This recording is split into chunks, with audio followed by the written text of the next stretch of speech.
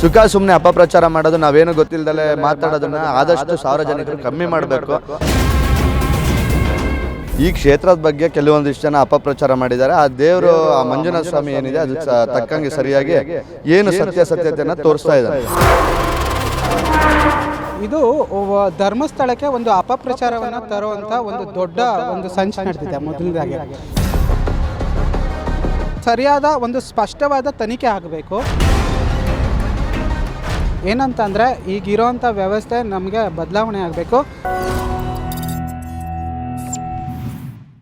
ನಮಸ್ಕಾರ ವೀಕ್ಷಕರೇ, ನೀವು ನೋಡ್ತಾ ಇದ್ದೀರಾ ಇನ್ಸೈಡ್ ರಶ್ ನ್ಯೂಸ್. ನಾನು ಗಿರೀಶ್ ವಸಿಷ್ಠ. ವೀಕ್ಷಕರೇ, ಕರ್ನಾಟಕದಲ್ಲಿ ಹಲವಾರು ಬಿಸಿ ಚರ್ಚೆಗಳು ಈಗಾಗಲೇ ಆಗಿದೆ. ಅದರಲ್ಲಿ ಮೊದಲನೆಯದಾಗಿ ಧರ್ಮಸ್ಥಳಕ್ಕೆ ಸಂಬಂಧಪಟ್ಟ ಚರ್ಚೆ ಒಂದು ಕಡೆ ಆದರೆ, ಎರಡನೆಯದು ದರ್ಶನ್ ಅವರಿಗೆ ಸಂಬಂಧಪಟ್ಟಂತಹ ಚರ್ಚೆ. ಮೂರನೇ ವಿಷಯ, ಬೆಂಗಳೂರಿನಲ್ಲಿ ಗುಂಡಿಗಳು ರಾಜ್ಯಭಾರವನ್ನು ಮಾಡ್ತಾ ಇದೆ ಅಂದರೆ ತಪ್ಪಾಗಲಿಕ್ಕಿಲ್ಲ. ಸೊ ಈ ವಿಷಯಗಳ ಬಗ್ಗೆ ಸಾರ್ವಜನಿಕರು ಏನು ಹೇಳ್ತಾರೆ ಅಂತ ತಿಳ್ಕೊಳ್ಳೋಣ ಬನ್ನಿ. ಸರ್ ನಮಸ್ತೆ, ನಿಮ್ಮ ಹೆಸರು? ಸರ್, ನನ್ನ ಹೆಸರು ನಿರೂಪ್ ಅಂತೇಳಿ, ರಿಪ್ಪನ್ಪೇಟೆ, ಶಿವಮೊಗ್ಗ ಡಿಸ್ಟಿಕ್ಕು, ಹೊಸನಗರ ತಾಲೂಕು. ಸರ್, ಈಗ ಸದ್ಯದಲ್ಲಿ ಕರ್ನಾಟಕದಲ್ಲಿ ಧರ್ಮಸ್ಥಳ ಒಂದು ಕೇಸ್ ಏನಿದೆ ಅದು ವ್ಯಾಪಕವಾಗಿ ಚರ್ಚೆ ಆಗ್ತಾ ಇದೆ. ಸೊ ಅದ್ರ ಬಗ್ಗೆ ನಿಮ್ಮ ಅಭಿಪ್ರಾಯ?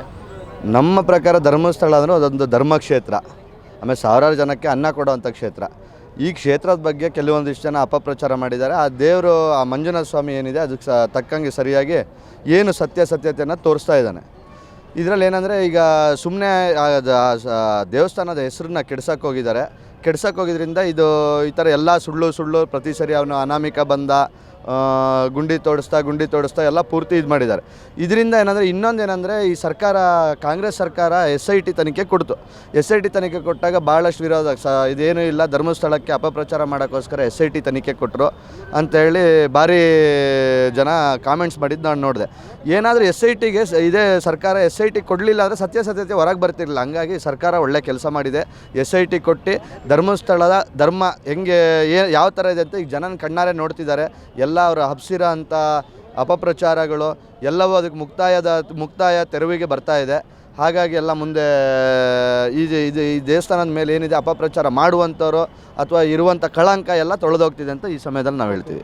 ಸರ್, ಈಗ ಷಡ್ಯಂತ್ರ ಆಗ್ತಾ ಇದೆ ಧರ್ಮಸ್ಥಳದಲ್ಲಿ, ಏನು DK ಶಿವಕುಮಾರ್ ಹೇಳಿದ್ದಾರೆ. ಸೊ ಅದು ಒಂದು ಷಡ್ಯಂತ್ರ ನಡೆದಿದೆ, ಇದರಿಂದ ಯಾರಿದ್ದಾರನ್ನು ಬಂಧಿಸ್ತೀವಿ ಅನ್ನೋ ಒಂದು ಕ್ರಮ ಹೇಳಿದ್ದಾರೆ. ಅದ್ರ ಬಗ್ಗೆ ಹೇಳಿ. ಸರಿ ಇದೆ. ಏನಂದರೆ, ಈಗ ಸುಮ್ಮನೆ ಸರ್ಕಾರದ ಟೈಮು SIT ಒಂದು ರಚನೆ ಮಾಡಿ ಆ ಇಲಾಖೆ, ಪೊಲೀಸ್ ಇಲಾಖೆಯ ಟೈಮ್ ಎಲ್ಲ ವೇಸ್ಟ್ ಮಾಡಿರುವಂಥ ಯಾರು ಈ ಯೂಟ್ಯೂಬರ್ಸ್ ಆಗಿರ್ಬೋದು, ಅಥವಾ ಸುಮ್ಮನೆ ಈಗ ಕೆಲವೊಂದು 2-3 ಜನ ಅದ್ರ ಬಗ್ಗೆ ಸುಮ್ಮನೆ ಪ್ರಚಾರ ಮಾಡೋವಂಥರಾಗಿರ್ಬೋದು, ಆಮೇಲೆ ಪ್ರಚೋದನೆ ಕೊಡುವಂಥರಾಗಿರ್ಬೋದು, ಆ ದೇವಸ್ಥಾನದ ಕ್ಷೇತ್ರದ ಹೆಸರು ಮಾಡೋಕ್ಕೆ ಅಂಥವರಿಗೆಲ್ಲ ಕರೆಕ್ಟಾಗಿ ಕಾನೂನು ಕ್ರಮನ ಸರಿಯಾದ ರೀತಿಯಲ್ಲಿ ಜರುಗಿಸ್ಬೇಕು. ಯಾಕಂದರೆ ಎಲ್ಲ ಧರ್ಮದ ವಿಚಾರದಲ್ಲೂ ಮುಂದಿನ ದಿನಗಳಲ್ಲಿ ಯಾರೇ ಆಗಲಿ, ಆಯಾ ಧರ್ಮಕ್ಕೆ, ಈಗ ಹಿಂದೂ ಧರ್ಮ ಆಗಿರ್ಬೋದು, ಮುಸ್ಲಿಂ ಧರ್ಮ ಆಗಿರ್ಬೋದು, ಕ್ರಿಶ್ಚಿಯನ್ ಧರ್ಮ ಆಗಿರ್ಬೋದು, ಅವ್ರದ್ದೇ ಆದ ಗೌರವ ಇರುತ್ತೆ. ಆ ಗೌರವಕ್ಕೆ ಧಕ್ಕೆ ಮಾಡುವಂಥ ಕೆಲಸನ ಯಾರೂ ಮಾಡಬಾರ್ದು. ಹಾಗಾಗಿ ಇದನ್ನು ಸರಿ ಇದೆ, ಅವರಿಗೆ ತಕ್ಕ ಶಿಕ್ಷೆ ಆಗಬೇಕು, ಕಠಿಣವಾದ ಕ್ರಮ ಆಗಬೇಕು ಅಂತ ನಮ್ಮ ಅನಿಸಿಕೆ ಇದೆ. ಸರ್, ಈಗ ಮತ್ತೊಂದು ವಿಚಾರ, ಬೆಂಗಳೂರಲ್ಲಿ ಚರ್ಚೆ ಇರೋದು, ಬೆಂಗಳೂರು ಅಷ್ಟೇ ಅಲ್ಲದೆ ಬೇರೆ ರಾಜ್ಯಗಳಲ್ಲೂ ಚರ್ಚೆ, ದರ್ಶನ್ ವಿಚಾರ. ಸೊ ಅವರು ರಿಲೀಸ್ ಆಗಿದ್ರು ಜಾಮೀನ್ ಮೇಲೆ. ಸೊ ಈಗ ಮತ್ತೆ ಅವರು ಪರಪ್ಪನ ಆಗ್ರಹ ಸೇರ್ಕೊಂಡಿದ್ದಾರೆ. ಸೊ ಅವ್ರ ಬಗ್ಗೆ ಹೇಳೋದಾದರೆ? ಅಲ್ಲ, ದರ್ಶನ್ ಸರ್ ಬಗ್ಗೆ ಹೇಳ್ಬೇಕಂದ್ರೆ ನಾನು ಅವ್ರ ಅಭಿಮಾನಿ, ಆದಷ್ಟು ಬೇಗ ಹೊರ ಬರಬೇಕು ಅಂತ ನಾನು ಕೇಳ್ಕೊಳ್ತೀನಿ. ಬಿಟ್ಟರೆ ಅದ್ರ ಬಗ್ಗೆ ಬೇರೆ ಹೇಳೋದ. ಮತ್ತು ಧರ್ಮಸ್ಥಳದ ವಿಚಾರವಾಗಿ ಇನ್ನೊಂದೇನೆಂದರೆ, ಈಗ SIT ತನಿಖೆ ಎಲ್ಲ ಮುಗಿದ ಮೇಲೆ ಇನ್ಮೇಲಿಂದ ಈ ಥರ ಪ್ರಚಾರಗಳನ್ನು ನಾವು ಪ್ರತಿಯೊಬ್ಬರು, ಯಾವುದೇ ದೇವಸ್ಥಾನ ಆಗಿರ್ಬೋದು, ಮಠ ಮಾನ್ಯ ಆಗಿರ್ಬೋದು, ಮಸೀದಿ, ಚರ್ಚ್ಗಳಾಗಿರ್ಬೋದು, ಸುಮ್ಮನೆ ಅಪಪ್ರಚಾರ ಮಾಡೋದು, ನಾವೇನು ಗೊತ್ತಿಲ್ಲದಲೇ ಮಾತಾಡೋದನ್ನು ಆದಷ್ಟು ಸಾರ್ವಜನಿಕರು ಕಮ್ಮಿ ಮಾಡಬೇಕು. ಈ ಥರದ್ದು ಯಾವುದೇ ಧರ್ಮಗಳ ನಡುವೆ ಪ್ರಚೋದನೆಕಾರಿಯಾಗಿ ಅಥವಾ ಆ ಧರ್ಮದ ಗೌರವಕ್ಕೆ ಧಕ್ಕೆ ಬರುವಂಥ ಕೆಲಸಗಳನ್ನು ಯಾರೇ ಆಗಲಿ ಮಾಡಬಾರ್ದು ಅಂತ ನಾನು ಕಳಕಳಿಯಿಂದ ಕೇಳ್ಕೊಳ್ತೇನೆ. ಸರ್, ಇನ್ನೊಂದು ವಿಚಾರ, ಬೆಂಗಳೂರಲ್ಲಿ ಗುಂಡಿಗಳು ಸಿಕ್ಕಾಪಟ್ಟೆ ಆಗ್ಬಿಟ್ಟಿದೆ. ಇದು ಸರ್ಕಾರದ ಗಮನಕ್ಕೆ ಬಂದಿದೆಯಲ್ಲೋ ಗೊತ್ತಿಲ್ಲ. ಆಮೇಲೆ ಇನ್ನೊಂದು ವಿಷಯ, BBMP ಒಂದು ದೊಡ್ಡ ಮಹಾನಗರ ಪಾಲಿಕೆ ಇಡೀ ಕರ್ನಾಟಕದಲ್ಲಿ. ಸೊ ಆದರೂ ಏನಕ್ಕೆ ಆ ಗುಂಡಿಗಳನ್ನ ಮುಚ್ಚೋ ಕೆಲಸ ಆಗ್ತಾ ಇಲ್ಲ? ಸರ್, ನಾನು ಈಗ ಬೆಂಗಳೂರಿಗೆ ಹೊಸ್ದಾಗಿ ನಾನು ಏನಂದರೆ ಜಸ್ಟ್ ಒಂದು ಕೆಲಸದ ಮೇಲೆ ಬಂದೋಗ ಅಂತಲೂ ಬಟ್ ಪ್ರತಿ ಕಡೆ ನೋಡ್ತೀನಿ. ನಾನು ಹೋದ ಸರಿ ಕೆಲವೊಂದು ಕಡೆ ನೋಡಿದಾಗ ಗುಂಡಿಗಳಿತ್ತು, ಆದಷ್ಟು ಅಲ್ಲಲ್ಲೇ ಮುಚ್ತಾ ಬರ್ತಿದ್ದಾರೆ. ಕೆಲವೊಂದು ಕಡೆ ಇನ್ನೂ ಕೆಲಸ ಆಗಬೇಕು. ಅದ್ರ ಜೊತೆಗೇನಿದೆ, ಈಗ ಇನ್ನೂ ಸರ್ಕಾರದ ಅಭಿವೃದ್ಧಿ ಕೆಲಸದಲ್ಲಿ ಚೆನ್ನಾಗಿ ಅಭಿವೃದ್ಧಿ ಆಗ್ತಾಯಿದೆ. ಮುಂದಿನ ದಿನಗಳಲ್ಲಿ ಮಾಡ್ತಾರೆ. ಈಗ ಬೆಂಗಳೂರಿಗೆ ಏನೋ ಡೆವಲಪ್ಮೆಂಟಿಗೋಸ್ಕರ ಎಷ್ಟೋ ಕೋಟಿ ಇಟ್ಟಿದ್ದಾರೆ ಅಂತೇಳಿ ಮೊನ್ನೆ ಕೇಳ್ಪಟ್ಟೆ. ಹಂಗಾಗಿ ಮುಂದಿನ ದಿನಗಳು ಮಾಡ್ತಾರೆ ಅಂತ ನಮ್ಮ ಅನಿಸಿಕೆ ಇದೆ. ಆಮೇಲೆ ಅತಿ ಹೆಚ್ಚು ಜನ ಇರೋದ್ರಿಂದ, ಆಮೇಲೆ ಬೃಹತ್ ದೊಡ್ಡ ಪಟ್ಟಣ ಆಗಿರೋದ್ರಿಂದ ಇದ್ರ ಸರ್ವೇ ಸಾಮಾನ್ಯ ಆಗಿದೆ. ಯಾಕಂದ್ರೆ ನಾವೆಲ್ಲೇ ಡೆಲ್ಲಿ ಹೋಗಲಿ ಅಥವಾ ಬಾಂಬೆ ಹೋಗಲಿ, ಪ್ರತಿ ಕಡೆ ಇಲ್ಲಿ ನಮ್ಮ ಬೆಂಗಳೂರು ಆದರೂ ಸ್ವಲ್ಪ ಸ್ವಚ್ಛವಾಗಿದೆ. ಇದಕ್ಕಿಂತ ನೋಡ್ದಲೇ ಇರೋಂಥ ಪ್ಲೇಸ್ಗಳು ಸುಮಾರಷ್ಟಿದೆ. ಸಾರ್ವಜನಿಕರು ಆರಾಮಾಗಿ ನೆಮ್ಮದಿಯಾಗಿ ಓಡಾಡೋಕ್ಕಾಗ್ದಲೇ ಇರೋಂಥದ್ದು, ಕಲುಷಿತ, ನೈರ್ಮಲ್ಯ, ದುರ್ವಾಸನೆಗಳಿರೋವಂಥ ಸಿಟಿ ಎಷ್ಟೋ ಇದೆ. ಅದಕ್ಕೆ ಹೋಲಿಸ್ಕೊಂಡ್ರೆ ಬೆಂಗಳೂರು 1000 ಪಾಲಿಗೆ ಉತ್ತಮವಾಗಿದೆ. Sir final question, Prajwal Revanna ಅವ್ರಿಗೆ ಸೆಂಟೆನ್ಸ್ ಆಯಿತು, ಏನೋ ಒಂದು 14ರಿಂದ 20 ವರ್ಷ ಅಂತ ಆಯಿತು, ಆದರೆ ಇದು ಜೀವ ಇರೋ ತನಕ ಅನ್ನೋ ರೀತಿ ಆಗಿದೆ ಆ ಕೇಸ್ಗೆ. ಅವ್ರ ಬಗ್ಗೆ ಹೇಳೋದಾದ್ರೆ ಸರ್ ಅದ್ರ ಬಗ್ಗೆ ಅದು ಕಾಮೆಂಟ್ಸ್ ಕೊಡೋಕ್ಕೆ ಇಷ್ಟಪಡಲ್ಲ. ಈಗ ಅವರು ದೊಡ್ಡ ರಾಜಕಾರಣಿಗಳು, ಹಂಗಾಗಿ ಅದ್ರ ಬಗ್ಗೆ ನಾವು ಮಾತಾಡೋಕ್ಕೆ ಇಷ್ಟಪಡಲ್ಲ. ಸರ್ ಫೈನಲಾಗಿ ಏನು ಹೇಳ್ತೀರಾ ಗೌರ್ಮೆಂಟ್ಗೆ ನಿಮ್ಮ ಕಡೆಯಿಂದ? ಗೌರ್ಮೆಂಟ್ ಒಳ್ಳೆ ಅಭಿವೃದ್ಧಿ ಕಾರ್ಯ ಆಗ್ತಿದೆ. ಆಮೇಲೆ ಈಗ ನಮಗೇನು ಮಹಿಳೆಯರಿಗೆ ಶಕ್ತಿ ಯೋಜನೆ ಆಗಿರ್ಬೋದು, ಅಥವಾ ತಿಂಗಳ 2,000 ಗೃಹಲಕ್ಷ್ಮಿ ಬರ್ತಾ ಇದೆ, ಈ ಥರ ಯೋಜನೆ ಆಗಿರ್ಬೋದು. ಇದರಿಂದ ಏನಂದರೆ ಈಗ ಕೆಲವೊಬ್ಬರು ಇದು ಮಾಡ್ತಿರೋ ತಪ್ಪಿದೆ, ಸರ್ಕಾರ ಕೊಡ್ತಿರೋದು ಸೋಮಾರಿಗಳನ್ನ ಮಾಡ್ತಿದೆ ಜನನ ಅಂತೇಳಿ ಸುಮಾರು ಕಡೆ ಮಾತಾಡ್ತಾ ಇದ್ದಾರೆ. ಈ ವಿಚಾರವಾಗಿ ನಾನು ಹೇಳ್ಬೇಕಂದ್ರೆ, ಎಷ್ಟೋ ಕಡು ಬಡವರು, ಒಂದು ಯಾವುದೋ ಒಂದು ಫ್ಯಾಮಿಲಿ ಹೆಂಗಿರುತ್ತೆ, ಇಲ್ಲಿ ಬೆಂಗಳೂರಲ್ಲೇ ಉದಾಹರಣೆ ತೊಗೊಂಡ್ರೆ, ಇಲ್ಲಿ ಮನೆಗೆ 5,000-6,000 ರೂಪಾಯಿ ಬಾಡಿಗೆ ಇದೆ. ಒಬ್ಬ ದುಡಿಯೋಕೆ ಹೋಗ್ತಾನೆ, ಎಲ್ಲ ಕೂಲಿ ಕೆಲಸ ಮಾಡ್ತಾನೆ, ಅವನಿಗೊಂದು ತಿಂಗಳ ಎಲ್ಲ ಸೇರಿ ಎಲ್ಲ ಖರ್ಚುಗಳು ಸೇರಿ ಒಂದು 10,000 ರೂಪಾಯಿ ಆಗುತ್ತೆ. ಮನೆ ಬಾಡಿಗೆಗೆ 3-4 ಸಾವಿರ ಕೊಟ್ಟರೆ ಅವನಿಗೇನು ಉಳಿತಿರಲ್ಲ ಅಂಥದ್ರಿರೋದ್ರಿಂದ. ಮತ್ತು ಜೊತೆ ಕರೆಂಟ್ ಬಿಲ್ಲು 1,000, 500 ರೂಪಾಯಿ, 600 ರೂಪಾಯಿ, 2,000 ರೂಪಾಯಿ ತನಕನೂ ಕೆಲವೊಬ್ರು ಬರ್ತಿತ್ತು.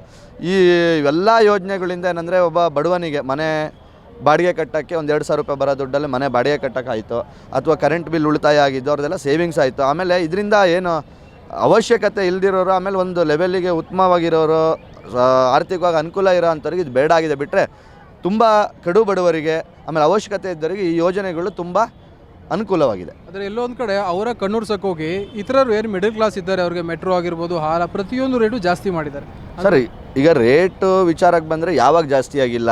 ಈಗ ಉದಾಹರಣೆ ಸಣ್ಣ ಪೆಟ್ರೋಲ್ ರೇಟು ಕಾಂಗ್ರೆಸ್ ಸರ್ಕಾರ ಇದ್ದಾಗ ಜಾಸ್ತಿ ಆಗುತ್ತೆ, ನೆಕ್ಸ್ಟ್ BJP ಸರ್ಕಾರ ಇದ್ದಾಗ ಜಾಸ್ತಿ, ಪ್ರತಿ ಸರ್ಕಾರ ಇದ್ದಾಗ ಜಾಸ್ತಿ ಮಾಡ್ತಾರೆ.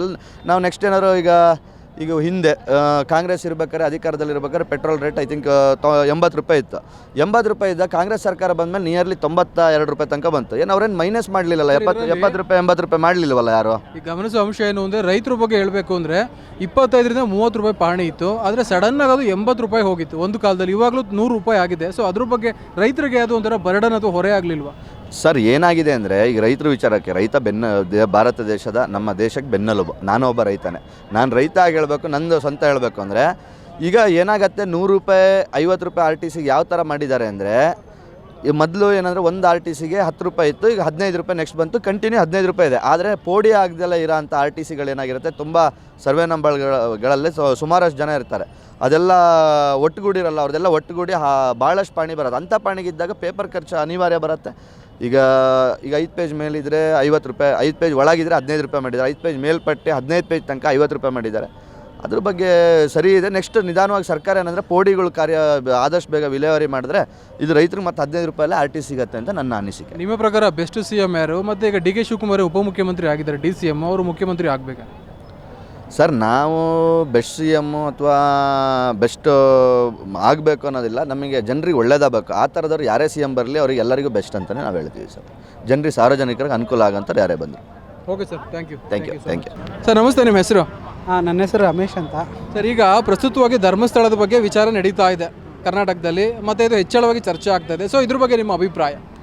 ಸರ್, ಧರ್ಮಸ್ಥಳದ್ದು ಒಂದು ಮುಖ್ಯವಾದ ವಿಷಯ ನಾನು ಗಮನಿಸಿರೋದು ಅಂತಂದರೆ, ಇದು ಧರ್ಮಸ್ಥಳಕ್ಕೆ ಒಂದು ಅಪಪ್ರಚಾರವನ್ನು ತರುವಂಥ ಒಂದು ದೊಡ್ಡ ಸಂಚು ನಡೆದಿದೆ ಮೊದಲನೇದಾಗಿ. ಯಾಕೆ ಅಂತಂದರೆ, ಮೊದಲಿಗೆ ಧರ್ಮಸ್ಥಳದಲ್ಲಿ ಏನೋ ನಡೆದಿದೆ ಅನ್ನೋದು, ಅಂದರೆ ತಪ್ಪು ಕೆಲಸಗಳು ನಡೆದಿದೆ ಅಂತ ಅನ್ನಿಸ್ತಾ ಇತ್ತು.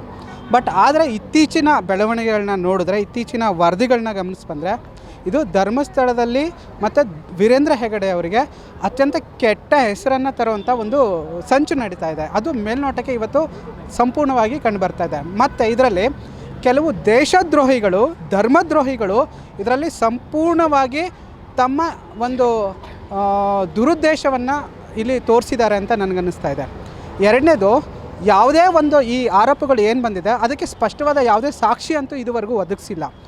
ಎರಡನೇದು, ಇತ್ತೀಚೆಗೆ ತನಿಖೆಯನ್ನು ಗಮನಿಸಿದರೆ, ತನಿಖೆಯಲ್ಲಿ ಕಂಡು ಬರ್ತಾ ಇರೋಂಥ ಅಂಶಗಳನ್ನ ನೋಡಿದ್ರೆ ಅದರಲ್ಲಿ ಯಾವ ಒಂದು ಸತ್ಯಾಸತ್ಯತೆ ಕೂಡ ಇಲ್ಲ. ಸಂಪೂರ್ಣವಾಗಿ ಇದು ಧರ್ಮಸ್ಥಳ ಮತ್ತು ಧರ್ಮದ ವಿಚಾರವಾಗಿ ಮತ್ತು ವೀರೇಂದ್ರ ಹೆಗ್ಗಡೆ ಅವ್ರನ್ನ ಗುರಿಯಾಗಿ ಇಟ್ಟುಕೊಂಡು ಒಂದು ದೊಡ್ಡ ಷಡ್ಯಂತ್ರ ಅಂತ ನನಗನ್ನಿಸ್ತಾ ಇದೆ. ಸೊ ಈಗ 2012ರಿಂದ ಸೌಜನ್ಯ ಕೇಸ್ ಆಯ್ತಲ್ವಾ, ಅಲ್ಲಿಂದ ಇಲ್ಲಿವರೆಗೂ ಅದು ನಡ್ಕೊಂಡು ಬಂದಿದೆ. ಸೊ ಅದಕ್ಕೆ ಅವಾಗಲೇ ನ್ಯಾಯ ಒದಗಿಸ್ಬೇಕಿತ್ತು ಅಂತ ಒಂದು ಕಡೆ ಜನ ವಾದ ಮಾಡ್ತಾರೆ. ಸೊ ಅದು ಅಲ್ಲಿಂದ ಇಲ್ಲಿಗೆ ನ್ಯಾಯ ಸಿಕ್ಕಿಲ್ಲ ಅಲ್ವಾ, ಅದಕ್ಕೆ ಏನು ವ್ಯತ್ಯಾಸ ಆಗಿರ್ಬೋದು ಅಥವಾ ಹೇಗೆ? ಸರ್, ಸೌಜನ್ಯ ಕೇಸ್ನ ಬೇರೆ ಥರ ನೋಡೋಣ.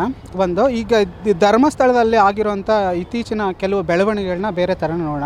ಇದಕ್ಕೂ ನಾವು ಹೊಂದಿಸೋದು ಬೇಡ ಅಂತ. ಇತ್ತೀಚಿನ ಬೆಳವಣಿಗೆ ಸೌಜನ್ಯ ಕೇಸ್ ಬಗ್ಗೆ ನಾನು ಪೂರ್ತಿ ಏನು ಮಾತಾಡೋಕ್ಕೆ ಹೋಗಲ್ಲ, ಬಟ್ ಇತ್ತೀಚಿನ ಬೆಳವಣಿಗೆ ಏನಿದೆ ಅದರಲ್ಲಿ ಯಾವುದೇ ಹುರುಳಿಲ್ಲ ಅಂತ ನನಗನ್ನಿಸುತ್ತೆ. ಆಮೇಲೆ ಸರಿಯಾದ ಒಂದು ಸ್ಪಷ್ಟವಾದ ತನಿಖೆ ಆಗಬೇಕು. ಇದರಲ್ಲಿ ಯಾರು ಧರ್ಮಸ್ಥಳದ ವಿರುದ್ಧ ಸಂಚನ್ನು ಹೂಡಿದ್ದಾರೆ ಅವರು ಖಂಡಿತವಾಗೂ ಶಿಕ್ಷೆ ಆಗಬೇಕು ಸರ್. ಇದು ಒಂದು ಬೇರೆಯವರಿಗೆ ಇದು ಒಂಥರ ಎಚ್ಚರಿಕೆ ಆಗಬೇಕು ಅಂತ ನಾನು ಬಯಸ್ತೀನಿ ಸರ್. ಓಕೆ, ಇವಾಗ ಮತ್ತೊಂದು ವಿಷಯ ಕರ್ನಾಟಕದಲ್ಲಿ ವ್ಯಾಪಕ ಚರ್ಚೆಯಲ್ಲಿದೆ, ಅದು ದರ್ಶನ್ ಅವ್ರಿಗೆ ಸಂಬಂಧಪಟ್ಟಿದ್ದು. ಸೊ ಅದ್ರ ಬಗ್ಗೆ ನಿಮ್ಮ ಅಭಿಪ್ರಾಯ ಏನು ಹೇಳ್ತೀರಿ? ಸರ್, ನಾನೇನು ಕಮೆಂಟ್ ಮಾಡಲ್ಲ ಈ ವಿಚಾರದಲ್ಲಿ. ಯಾರೇ ತಪ್ಪು ಮಾಡಲಿ ಅದು ಕಾನೂನು ಅದನ್ನು ನೋಡ್ಕೋಬೇಕು. ಕಾನೂನು ನಿಜವಾಗೂ ಕೂಡ ಈ ದೇಶದಲ್ಲಿ ನ್ಯಾಯ ವ್ಯವಸ್ಥೆ ಅನ್ನೋದು ಸರಿಯಾಗಿ ಕೆಲಸ ಮಾಡ್ತಾ ಇದೆ ಅನ್ನೋದು ಸಮಾಜಕ್ಕೆ ಮತ್ತು ದೇಶದ ಜನತೆಗೆ ಒಂದು ಸ್ಪಷ್ಟ ಸಂದೇಶ ಹೋಗಬೇಕು. ಅದನ್ನು ಮಾತ್ರ ಹೇಳ್ತೀನಿ ಸರ್. ಅವರ ವೈಯಕ್ತಿಕ ವಿಷಯದಲ್ಲಿ ನೋ ಕಮೆಂಟ್ಸ್. ಮತ್ತು ಇನ್ನೊಂದು, ಬೆಂಗಳೂರಿನ ಗುಂಡಿಗಳು ಸಿಕ್ಕಾಪಟ್ಟೆ ಆಗ್ತಾ ಇದೆ, ಅದು ಕಂಟ್ರೋಲ್ಗೆ ಬರ್ತಾ ಇಲ್ಲ. ಅದನ್ನು ಸರ್ಕಾರ ಅದ್ರ ಬಗ್ಗೆ ಕ್ರಮ ತಗೋತಿಲ್ಲ ಅಂತ ಹೇಳ್ತಾರೆ. ಅದ್ರ ಬಗ್ಗೆ ಹೇಳೋದಾದರೆ ಸರ್, ಇದ್ರ ಬಗ್ಗೆ ನಾನು ತುಂಬ ಓದ್ಕೊಂಡಿದ್ದೀನಿ. ನಾನು ತುಂಬ ಸ್ನೇಹಿತರ ಜೊತೆ ತುಂಬ ಚರ್ಚೆನೂ ಮಾಡ್ತಾಯಿದ್ದೆ. ಮತ್ತು ಬೆಂಗಳೂರು ಅಭಿವೃದ್ಧಿ ಪಡಿಸೋದ್ರ ಬಗ್ಗೆನೇ ನಾನು ತುಂಬ ಕೆಲಸನೂ ಮಾಡ್ತಾಯಿದ್ದೆ. ಒಂದು ಬಿ ಕ್ಲಿಪ್ ಅಂತ ಒಂದು ಸಂಸ್ಥೆನಲ್ಲಿ. ಏನಂತಂದರೆ ಈಗಿರೋವಂಥ ವ್ಯವಸ್ಥೆ ನಮಗೆ ಬದಲಾವಣೆ ಆಗಬೇಕು. ಮೂಲ ಸೌಕರ್ಯಗಳ ಕಡೆ ಸರ್ಕಾರ ಗಮನ ಕೊಡಬೇಕು. ಈ ಗ್ಯಾರಂಟಿ ಯೋಜನೆ ಅಂತ ಇದೆ, ಅದು ಒಂದು ರೀತಿಯಲ್ಲಿ ತಿಂದು ಒಂಥರ ಮೋಜು ಮಸ್ತಿನೋ ಥರ ಆಗ್ತದೆ. ಒಂದು ವರ್ಗಕ್ಕೆ ಹೆಲ್ಪ್ ಆಗ್ತಾ ಇರ್ಬೋದು, ಅದನ್ನೆಲ್ಲ ಅಂತ ಹೇಳ್ತಿಲ್ಲ. ಬಟ್ ನಮ್ಮ ದೇಶದಲ್ಲಿ ಮೂಲ ಸೌಕರ್ಯಗಳನ್ನ ಅಭಿವೃದ್ಧಿ ಮಾಡಿದ್ರೆ ಉಳಿದಂಥ ಎಲ್ಲ ಅಭಿವೃದ್ಧಿ ಕೂಡ ಆಗುತ್ತೆ. Thank you sir, thank you. So ವೀಕ್ಷಕರೇ, ನೋಡಿದ್ರಲ್ಲ, ಜನರ ಅಭಿಪ್ರಾಯ ಇಷ್ಟ ಆಗಿತ್ತು. ಧರ್ಮಸ್ಥಳದ ಮೇಲೆ ಈ ರೀತಿಯ 100 ಆರೋಪಗಳ ಬಂದರೂ ಸಹ ಧರ್ಮಸ್ಥಳ ಆರೋಪ ಮುಕ್ತ ಆಗುತ್ತೆ, ಅದರಲ್ಲಿ ಯಾವುದೇ ಅನುಮಾನ ಇಲ್ಲ ಅಂತ. ಸೊ ಇದಾಗಿತ್ತು ಇವತ್ತಿನ ಸುದ್ದಿ. ನೋಡ್ತಾ ಇರಿ ಇನ್ಸೈಡ್ ರಶ್ ನ್ಯೂಸ್. ನಮಸ್ಕಾರ.